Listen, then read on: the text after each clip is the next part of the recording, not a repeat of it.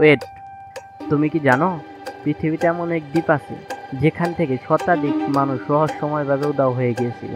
স্বাগতম আপনাকে আমেরিকার রহস্যময় রোয়ানুক আইল্যান্ডে, যেটাকে সবাই দ্য লস্ট কলোনি নামে চিনি। 1587 সালে ইংল্যান্ডের একটি দল এখানে বসতি করেছিল। সবকিছু ঠিকঠাকই চলেছিল, কিন্তু একদিন এক ব্যক্তি যখন ফিরে আসে, পুরোপুরি বিষ্টায় গায়ে। না কোনো লাশ, না কোনো অস্ত্র, না কোনো লড়াইয়ের চিহ্ন, শুধু একটা কাঠে খোদাই করা একটি শব্দ, প্রয়োটন। এরপর শত শত বছর কেটে গেছে, কিন্তু আজও কেউ জানে না ওই 115 জন মানুষ গেল কোথায়।